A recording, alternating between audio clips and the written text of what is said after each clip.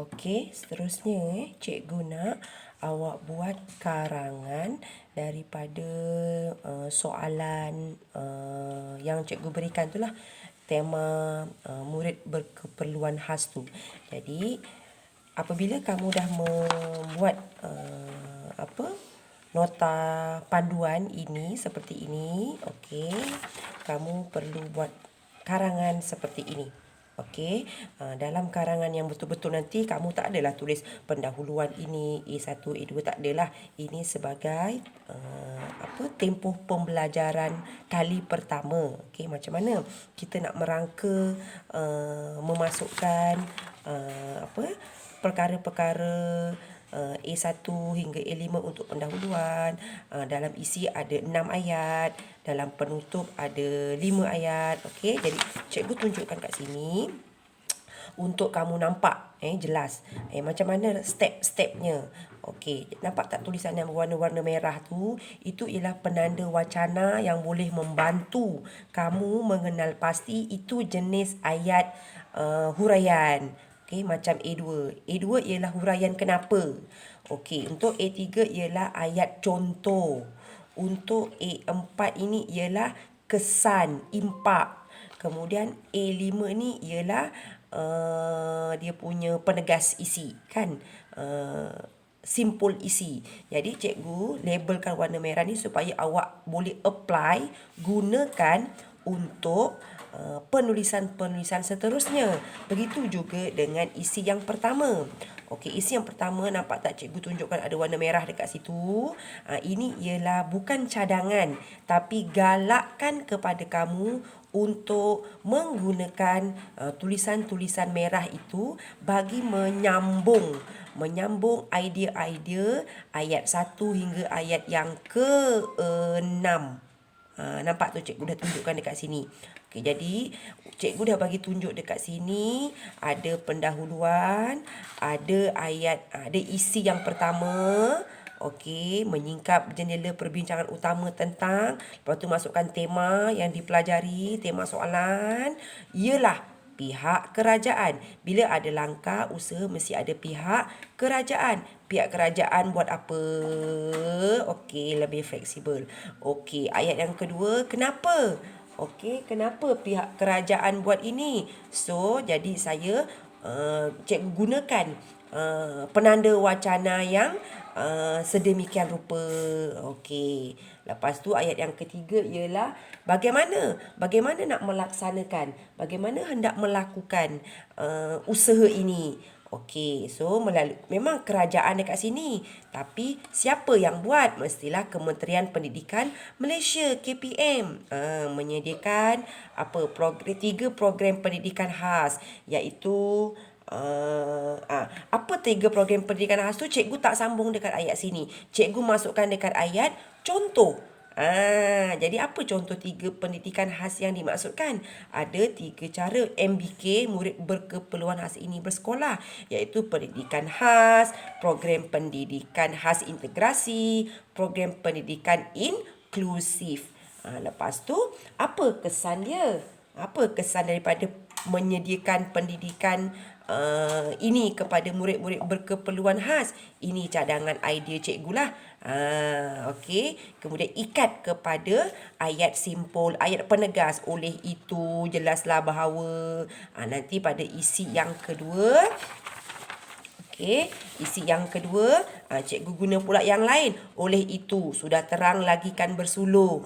Jadi, bila ada kepelbagaian macam ni, barulah kamu dianggap karangan yang matang, penggunaan ayat yang bervariasi. Okey, awak makan kuih pun nak pelbagai jenis kuih, kan? Macam itulah contohnya dalam penulisan, kena ada kepelbagaian. Begitu juga dengan perenggan pada isi yang kedua. Cikgu tak terus mulakan dengan slide itu, di samping itu. Itu karangan-karangan biasa.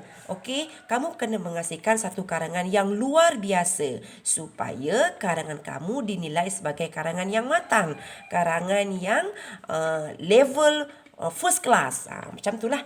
Jadi seterusnya, marilah kita luaskan perspektif ini tentang, terus masukkan dia punya usaha memperkasa dia punya kehendak lah. Kehendak ialah guru-guru pula. guru-guru di sekolah mendidik murid-murid berkeperluan khas ini mengikut tahap cekapan ataupun kebolehupayaan mereka. Okey, kenapa? Kenapa nak cikgu dekat sekolah buat sistem pendidikan macam ni? Okey, kenapa tak masukkan mereka je semua dalam kelas perdana yang sama? Okey, langkah ini sangat tepat kerana murid-murid istimewa ini masih boleh menguasai pelbagai bidang kemahiran ataupun pembelajaran khas bagi membolehkan mereka terus belajar mengikut kebolehan masing-masing. Tak bolehlah campur dengan arus perdana. Okey, dalam hal ini guru-guru boleh mengenal pasti ya. Dalam hal ini ayat ketiga ni ayat apa? Ayat bagaimana. Bagaimana nak buat? So, jadi cikgu kena kenal pastilah. Kena trace. Kena tahu murid-murid yang berkeperluan khas ini ataupun insan istimewa ini dengan melihat perubahan mereka dalam kelas. Macam mana masa cikgu mengajar tu dia berangan ke, masa cikgu mengajar tu dia tulisannya terbalik-terbalik ke, itu semua perubahan fizikal, perubahan persekitaran. Kalau perubahan fizikal mungkin diperhatikan oleh ibu bapa, perkembangan daripada awal kanak-kanak sehingga mereka menginjak ke alam persekolahan. Itu mungkin daripada pemantauan ibu bapa lah. Okey. Kemudian isi yang ayat yang keempat ialah apa contoh dia? Contoh murid berkeperluan khas ini autism, sindrom Down, sindrom kurang daya tumpuan dan disleksia. Apa kesannya bila cikgu-cikgu dah kenal pasti murid-murid yang macam ni? Jadi murid-murid berkeperluan khas ini tiada lagi masalah keciciran dalam pelajaran kerana sekolah pendidikan khas disediakan dari peringkat sekolah rendah lagi sehinggalah peringkat sekolah menengah. Kemudian ikat.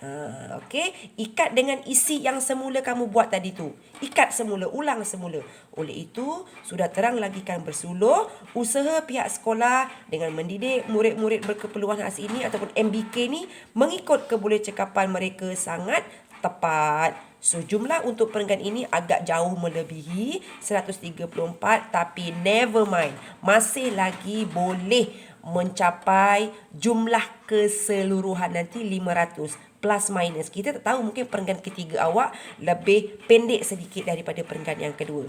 Jadi, untuk pemerengganan seterusnya, cikgu nak kamu cuba tunjukkan bakat kamu sendiri dengan menggunakan objektif pembelajaran yang cikgu dah sandarkan hari ini. Yang cikgu nak lihat bagaimana pula kamu membuat perenggan isi yang ketiga. Okey, cikgu dah bagi guide dekat sini. Cikgu bagi bimbing lagi pada kamu. Cikgu bagi isinya iaitu isi yang ketiga ini cikgu cadangkan untuk kamu kembangkan A1 hingga ayat yang ke-6. Ibu bapa menyokong anak-anak berkeperluan khas untuk mengikuti pendidikan khas yang ditawarkan. Sebab ada setengah ibu bapa dia tidak boleh menerima anak-anaknya apabila ditawarkan, dicadangkan oleh pihak sekolah supaya mengikuti pendidikan khas ini. Tapi dekat sini maksudnya usaha ibu bapa, cikgu nak tengok apa kamu punya idea-idea kamu, cadangan-cadangan kamu untuk menghurai idea ini. Dan yang terakhir, cikgu nak kamu buat penutup. Okey, jadi dua perenggan cikgu nak tengok effort daripada kamu, faham ke tidak pembelajaran pemetaan. Daripada pendahuluan 85 patah perkataan ada 5 ayat. Setiap isi cikgu dah ajar ada 3 isi, ada 6 ayat. Setiap perenggan isi itu 110 patah perkataan. Manakala penutup 85 patah perkataan ada 5 ayat. So, cuba siapkan sehingga tempoh jam hari ini, waktu tutorial kamu. Cikgu on call, cikgu akan menerima segala pertanyaan awak. Kalau awak tak bertanya, cikgu anggap awak faham dan boleh buat. Okey, orang yang bodoh saja akan sombong.